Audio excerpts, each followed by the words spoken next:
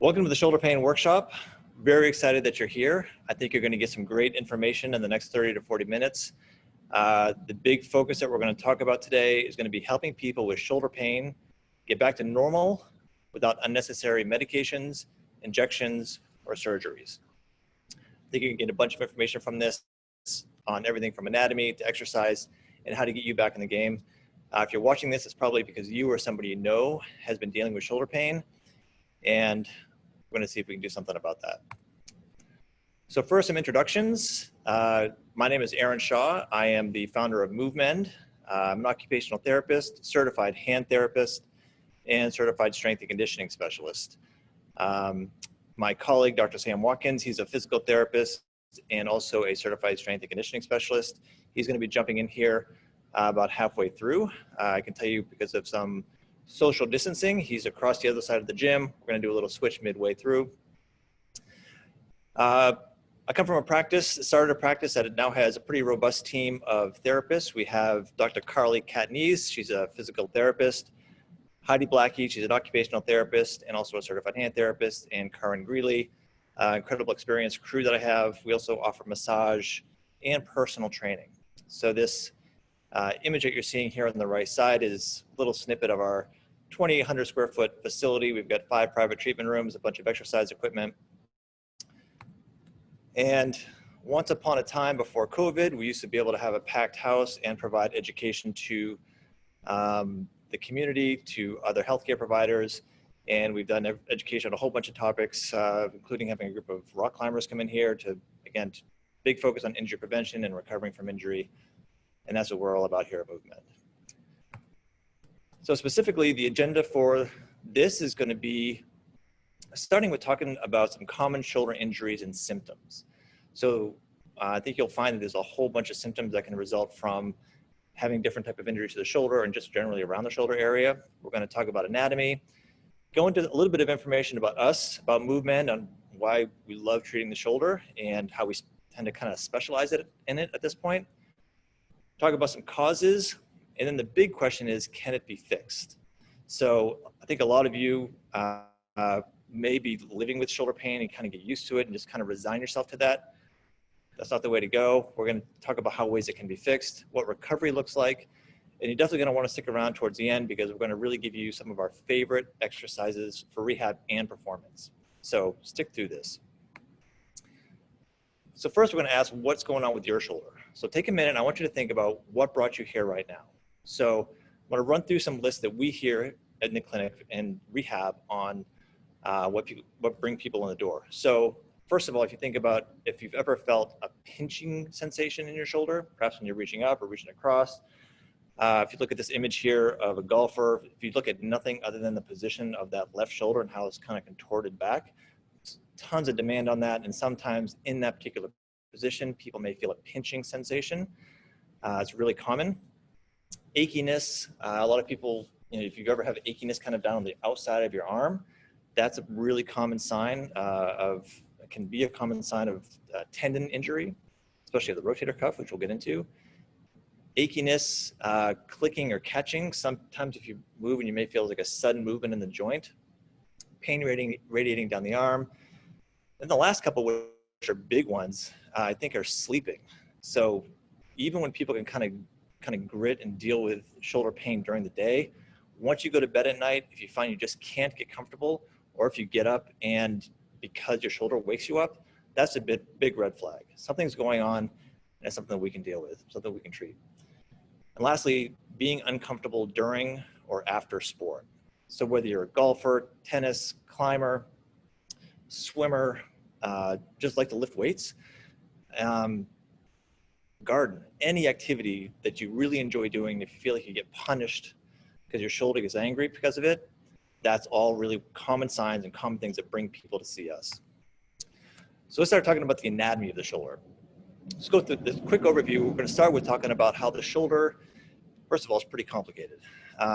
It's more than just a ball and socket joint. So I think what we initially, you like to think of it as sort of the ball, which is the humerus, and then the socket, which is on your shoulder blade. But as you can see here with my cursor here, so this is the glenohumeral joint, call that. This is what we call the ball and socket.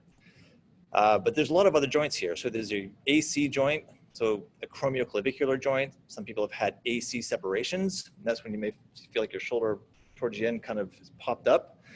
Sternoclavicular joints, where the collarbone connects to the sternum, and scapulothoracic joint. So one thing we're going to talk a little bit about is how the shoulder blade floats along your ribs. And so that is not like a typical ball and socket joint, but it definitely is a joint as it interacts with your ribs. So thoracic spine, everything from your thoracic spine to where your collarbone attaches to your sternum, there's several joints in there, and all of those can become damaged, inflamed, overloaded, and we're going to talk about the effects of that. So the shoulder, for all of its amazing abilities, it is the most mobile joint in the body. So some of these planes of motion that we talk about, and you may have read about, flexion and extension, abduction and adduction, internal and external rotation. So really, and you see these images here, these are really kind of the 90-degree angles of planes of motion. But ultimately, anytime you get your arm up overhead, reach out to the side for any reason, you're showing a combination of all of these motions. The significance of that is that depending on the motion, there's certain tissue that is working, certain tissue that is being pulled, certain demands that change through that. And so it's how you move is really helpful to us to learn what may be causing some sort of dysfunction, ultimately causing pain and preventing you from doing what you want to do. So we got a ball and socket joint, a lot of other little joints around. It is a most mobile joint, but if it's so mobile, how is it stable? So that brings us to how this super mobile joint can stay in place. And so first of all, we have passive stability. And so these are structures that hold the joint together that are there. They're sort of like ropes that hang on to different bones to make sure things stay in place. One thing, think about this first image here off to the left. It's kind of a clean version of the ball and socket joint. They do fit well together, even though there's very small contact. The real way to think about this, one term that I think about often is instead of a big ball and a big socket, it's more like the socket is the tee and the ball is a golf ball. If you think about a tee for golf, the tee is really small in comparison to the size of the ball. That's kind of the same concept of what's here with the shoulder. So unfortunately, that leads to a very unstable joint. Fortunately, it gives us a lot of motion. But the congruency of the joint helps. What's really important here is what's called the labrum. So this labrum is a tissue that is kind of surrounds that socket part and adds a little bit of depth to the socket that's otherwise very shallow. And some of us are born with actually very shallow sockets, which makes us more capable or more prone to dislocation perhaps. But this labrum provides another layer of, or provides a layer of support and stability. So when this gets injured, you may have heard or may have experienced people with labral tears, or what you may have heard slap lesions. These are some terms you can kind of, a lot of people find online when they're looking at the cause of their pain. But then there's also, in addition to the labrum and the bony makeup, there's also a bunch of ligamentous support. So it's basically a spider web that's holding together the shoulder blade, the humerus, the arm bone, the collarbone, and kind of webbed around, kind of giving this joint some support.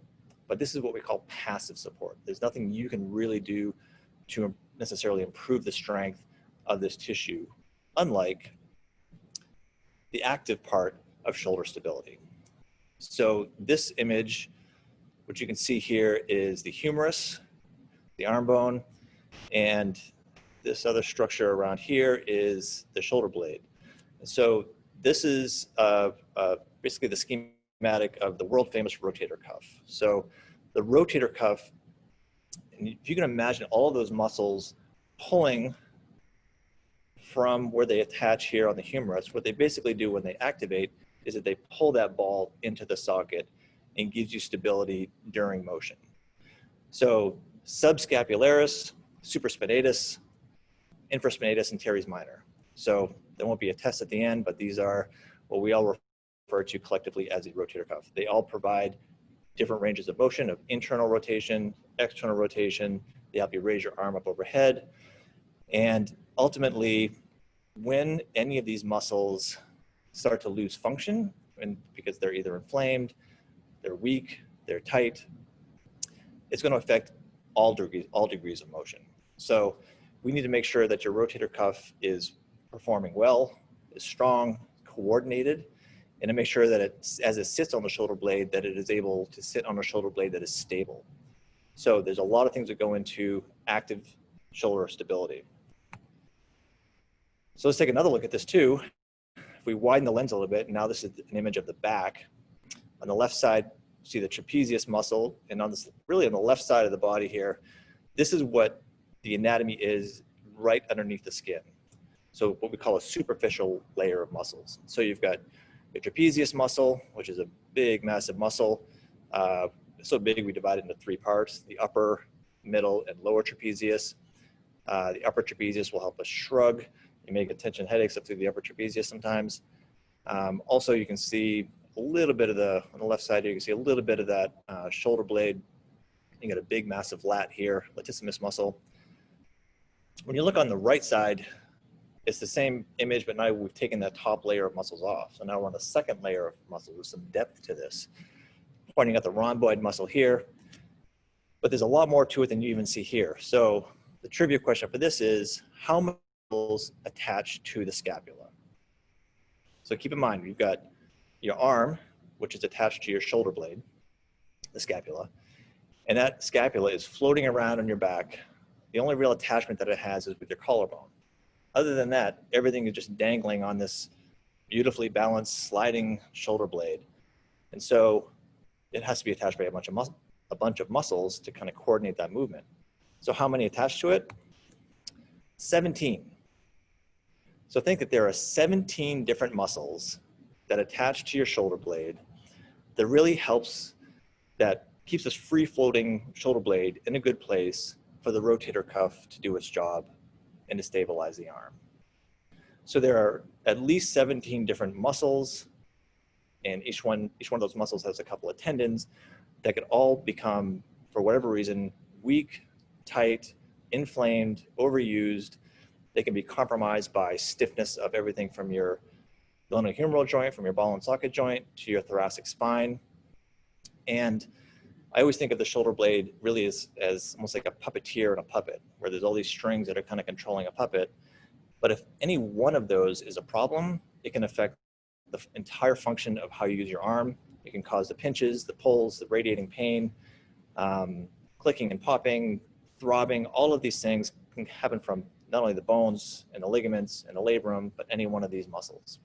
So thankfully, here, we'd love to deal with every single one of these muscles and really differentiate exactly what muscle is causing your problem, causing your pain, and bringing you in to get fixed so you can get back out and do the sport that you love.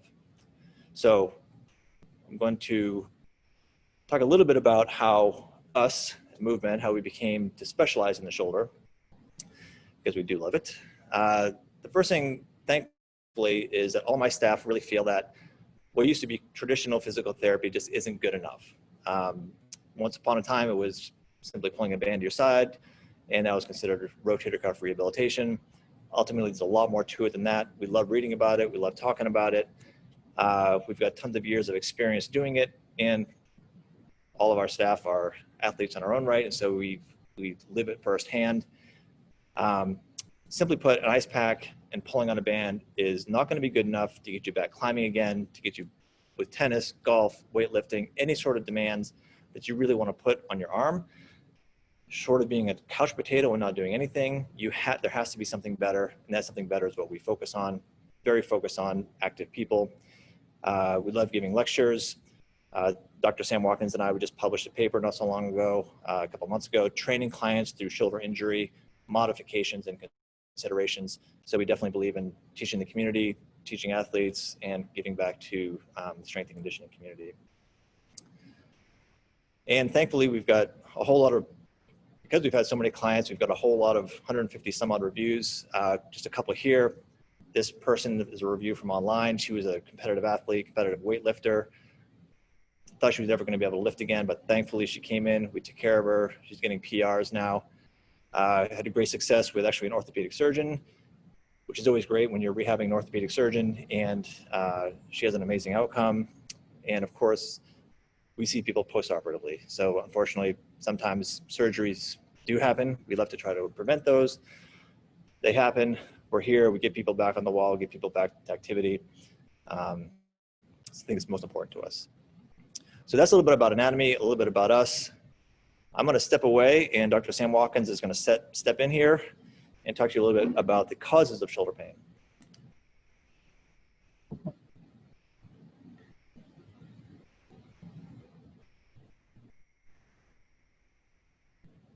Hey everybody, like Aaron said, I'm Sam Watkins, Doctor of Physical Therapy at MoveMend.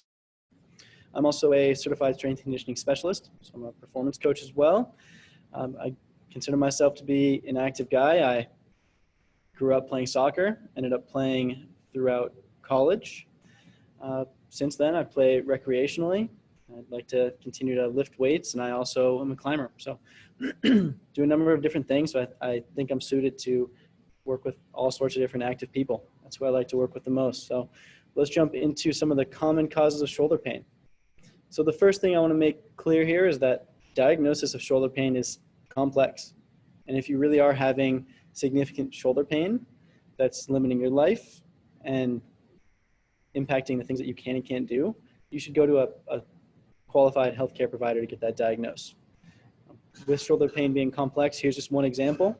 This picture on the slide is from a study where they mapped out common symptom maps for common shoulder injuries and pathologies. So we have shoulder impingement, we have a rotator cuff tear, arthritis, there's instability on there, and a few other common issues. And the main takeaway here is that there's just a ton of overlap in where people are feeling their symptoms. So just because you have pain in one spot doesn't mean that that is necessarily the source of your pain. It's more complex than that. But let's get into some of the common things that we see day in, day out at our clinic. What is subacromial impingement? If you have shoulder pain, if you've had shoulder pain, you've probably heard of this, whether it was from a resource online or from one of your friends or maybe another healthcare provider. But what exactly is it? So what we have going on here is we have a couple bony prominences on the scapula. So we've got the acromion, which is just that top bony prominence there. And then just in front of that, we've got the coracoid process. And between those two bony prominences, there is a ligament called the coracoacromial ligament. Underneath that ligament, we have what's called the subacromial space. In that space, there are a couple structures that can be pretty sensitive. Some of those being the long head of the biceps, the supraspinatus, which is one of the rotator cuff muscles, and then there's a bursa in there, which is essentially just a pad that reduces friction. So what we know from research is that there's not a lot of space underneath that arch.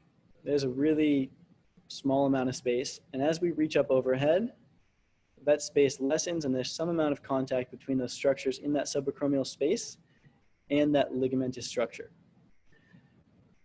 And so one of the things that we see that results in subacromial impingement is just doing too much too soon. Let's say your gym closed and that was where you liked to, you lifted weights, you did cardio, but your gym closes because of a pandemic. So you decided to pick up a tennis racket for the first time in 10 years and go work on your serve. You hit 40 or 50 balls. The next day or later that day, you're feeling really, really stiff and painful through your shoulder. All of a sudden, you reached up overhead forcefully a lot more times than you usually would. And just with there already being some contact as you reach up overhead with just normal everyday movement, that's amplified by forceful movement. So that's just an example of doing too much too soon. Mechanics also plays a role here as well. Aaron's analogy of that, the puppeteer, is a really good analogy for the shoulder blade needing to move really well across the rib cage to put your shoulder socket in a good place. If some of those muscles don't have the strength, aren't very coordinated, you're going to be getting yourself in positions where there's maybe potentially winging and there's just less space underneath that subacromial space, resulting in more compression, more friction on those structures. So a common sign of subacromial impingement is what's called the painful arc. And what that is when you reach overhead, maybe in the early range of motion, it's pretty pain-free. More pain in this mid-range of motion, and then again, pain-free once you get up high. And that's that painful arc. What's going on there is that mid-range of motion is where there's most compression underneath or in that subacromial space. Let's move on next to rotator cuff tendinitis. Tendinitis might be a phrase that you've heard. It's also sometimes now called more of a tendinopathy.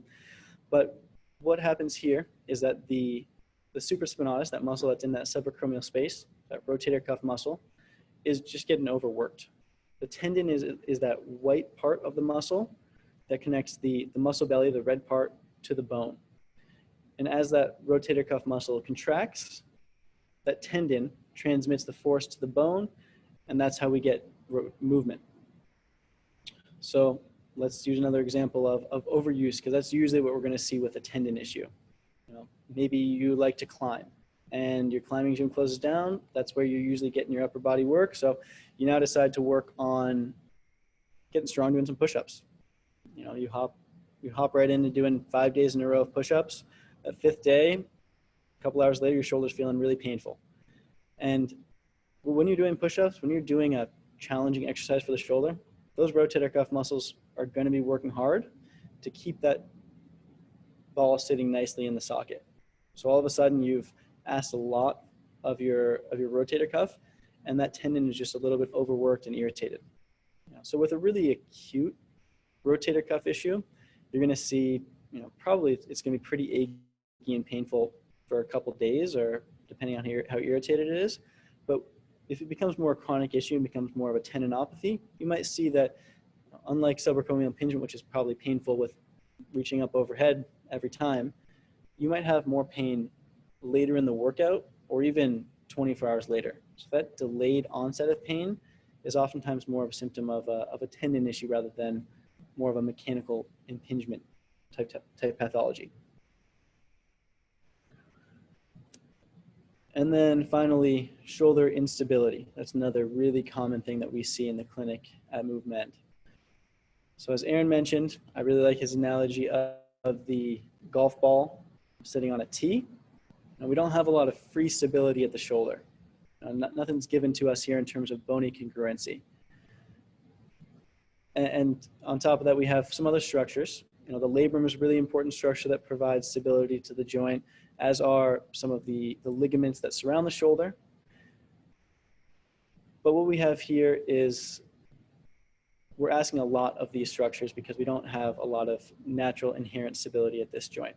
So if there's any issue with these passive structures, the labrum or the capsule and ligaments of the joint, we have even less stability. We're asking even more of these structures, and if there's a tear, we're asking a lot of these structures that might have some potential damage done to them. This could occur because of a traumatic incident, so potentially a dislocation of the shoulder, or subluxation, which is a partial dislocation where it comes back in. It can also happen from degenerative wear and tear. If you're an overhead athlete, if you're a tennis player doing a ton of serves, climbers oftentimes will develop labrum tears just from being in these overhead positions with forceful pulling. If these structures can be compromised to an extent from degeneration. But we also see that some people just naturally have more lax ligaments. Now, if you're someone that was maybe classified as double jointed as a kid or can move into extreme ranges of motion, you might be more at risk for potential instability, whether that's anywhere on the continuum of irritation of these structures that have less stability to dislocation. Now, some common things that we see and that people with shoulder instability present with are clicking and catching and painful clicks associated with that. And that might be a sign of a labrum tear. Other issues we see are just generalized anterior shoulder pain when you're moving into extreme positions, especially maybe behind your back as you're really riding on those structures in through the front of the shoulder. And if there is an issue with stability of the shoulder, what we really need to do is improve your active stability.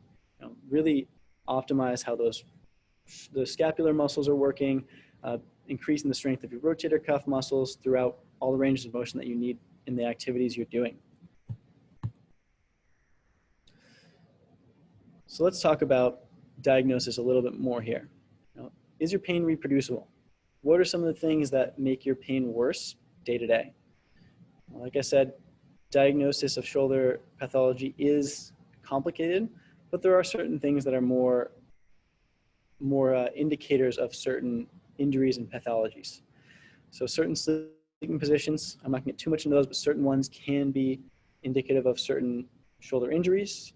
What about a pinching sensation when you reach across your body or overhead? So if you look at the picture in the top right corner of the slide, if you reach across your shoulder with the painful arm, grab on your other shoulder and lift up your elbow without letting yourself shrug up too much. If you have pain in the front of the shoulder with that, could be a sign that there might be some AC joint irritation, where that clavicle comes up and meets the shoulder blade here. Could also be a sign of impingement. What about pain reaching behind your back? So that the picture on the top left here, if you reach behind your back, into the small of your back, and lift your hand off, if there's pain in the anterior shoulder here, could be associated with rotator cuff pathology. You might have, again, some AC joint issues, or it could also be related to instability. If those structures are really getting stressed out with the shoulder popping forward. Or is it more you have pain that comes on 24 hours later after exercise or sport, after you go and play a tennis match? Are you paying for it the next day? And if so, that might be more related to a tendon issue like I mentioned before.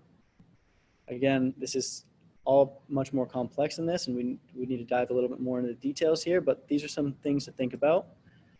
And I mean, if your pain is reproducible, then there is a musculoskeletal cause. If one of these movements brought on some of your pain, it's a musculoskeletal issue that can be addressed, and the pain can be reproducible. If you have pain that's constant, unrelenting, doesn't change whether you move, doesn't change whether you do activity, is maybe bothering you at night, that's not something that is a musculoskeletal issue. But most of the time, things are impacted by movement, and that's something that can be addressed through physical therapy or other methods here. So what are some ways that you can handle your pain? Well, there are 3 ways that I like to look at how you can handle your pain. And they're all viable for different times in your life. One thing you can do is ignore the pain and avoid your activities. And I totally get that there are times in our life where maybe you have a really, really busy period at work, and your shoulder pain can wait a little bit before getting it addressed. Or maybe you tweak your ankle and you don't really care about running too much. You can take a couple weeks off from that activity and avoid it for a little bit. Another route you can go is altering your pain. Are you finding that you're reaching for an ice pack every night and getting regular massages, using foam rollers and lacrosse balls, trying to roll out these painful knots and painful areas? I'm all for it. I'm someone that if I'm feeling sore and stiff, sure, I'm going to hop on a foam roller. But if you day in, day out are doing these things, or you have to get a massage because your neck and shoulders will start hurting by the end of the week, the thing to realize there is that you're not getting to any of the underlying problems. Yeah, we all need to be able to live our life and sit at a desk and do what you need to do throughout life without being too impacted by pain. But if you're finding that you're spending half your workout on a foam roller because you need to get yourself loosened up before you can do anything, I think that's not peeling back the layers of the issue to get to the actual underlying cause. And that's where we come in. That's where handling your issues proactively is what's going to get you back to the activities that you love doing. You need to find someone who can help you address your limitations in strength or mobility to get you back to doing the things you love. So just building off that, what does high quality and successful treatment look like? Now, there are tons of physical therapy practices out there, and they're not all the exact same. At a lot of clinics, therapists are working with people, with 3 clients at one time. I very strongly feel that to get the most out of your physical therapy experience, you should be finding someone who can work with you one-on-one for both assessment and your treatment. This way they have time to really get to know your issue and to progress things as you get back to your sport. I mean, but also you need to find somebody who knows your sport, knows what you need to be doing, and can analyze the movements that you want to do. So this picture here that we have on the slide is of Aaron working with an alpine climber. He's taking a look at how he would use his ice axe if he was to fall. And you know, that's what we do best. That's what we do best here. We work with active people, and we determine what their activities need, so that you can get back to the things that you want to do. That's really what it's all about here. So what are some of our favorite exercises for the shoulder? I can't say right now whether these are appropriate for you, because I haven't looked at your issue and evaluated you, but generally these are some shoulder exercises that we're giving to various different people to address certain things. So the first one that I'm going to talk about here is a kneeling upper back mobility exercise. This is to target your upper thoracic spine, so your upper and mid back. And the whole idea here is that the upper thoracic spine, just below the neck mainly, is really important for end range shoulder mobility. So as you're reaching up overhead, if you don't have good engagement of those upper thoracic segments, you're most likely going to be limited in end range shoulder motion. And to get up there, you're going to be putting excess stress on those structures in the shoulder. Now, another example of why this is important is as a golfer, maybe. If you're hitting a long drive and you're rotating through your hips and through your torso as you should, you do need some good upper thoracic and mid-back rotation. Otherwise, as you're following through, you're going to be putting a lot more stress on your shoulder. So this isn't necessarily just for shoulder rehab. Having good mobility here is important for performance as well. Now, if you're limited in rotation, you're going to need to find other ways to make things happen. And this is a good exercise that you can try to loosen things up there. So you're going to get in this kneeling position that I demonstrate in the first photo there. So you're kneeling, sitting back towards your heels. You're going to take one elbow, set it in front of your knee. Take that other hand, put it up behind your neck, and you're just going to rotate up and back. And if you can't get that top elbow to pretty close to vertical, you're most likely limited in upper thoracic rotation. So this might be a good drill for you to work in. This next exercise here is a banded face pull. I like this exercise for people who are in more of the mid stages of shoulder rehab. After you're past the early phases where you can really only tolerate maybe some banded rotation and later exercises. Those early banded rotation exercises are great at the time. They accomplish what you're trying to do. But as you're looking to get back to sport, you need to be training those rotator cuff muscles and scapular muscles in positions that you're going to be in. So as you can see in the first picture, you are grabbing the band with your hands about shoulder width apart. And as you pull up, you're pulling the band so that your hands are at about forehead height. Shoulder blades are back and together. Like I said, this is a great exercise to strengthen not only the external rotators, so the rotator cuff muscles, but it also targets a lot of the scapular musculature as well. You know, if you're a climber and you're climbing some slab, you need to spend a lot of time up in these positions. You need to make sure that not only is the rotator cuff muscle strong and be able to keep things in place, you need to be able to keep the shoulder blade active and strong up in those positions as well. So I like this exercise for more mid-stage rehab. And a third exercise here is the landmine press. If you've never seen a landmine, the setup here is using a traditional dumbbell. We have a little notch in our squat rack that the bar slides into, and you can kind of move it up and down as a pivot.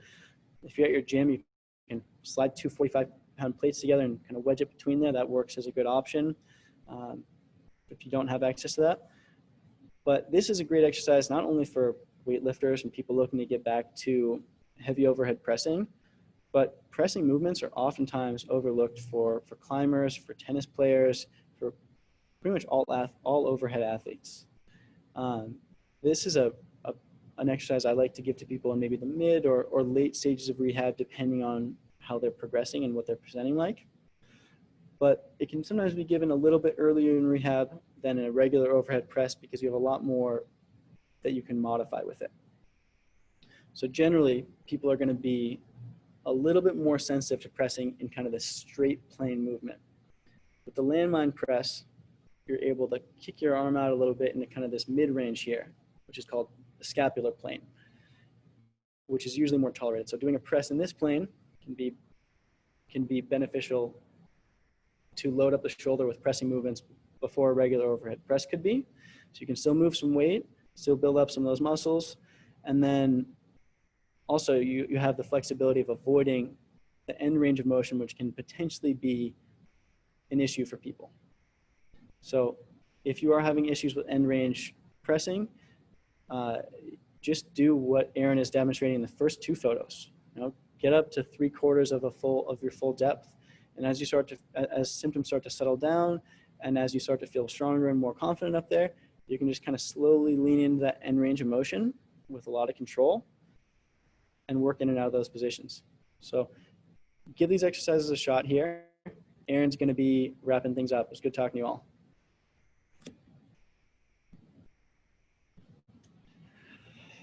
Hey everybody, thanks for sticking through a quick run through on anatomy, common injuries. Again, appreciating that this is one of the most complex parts of the body.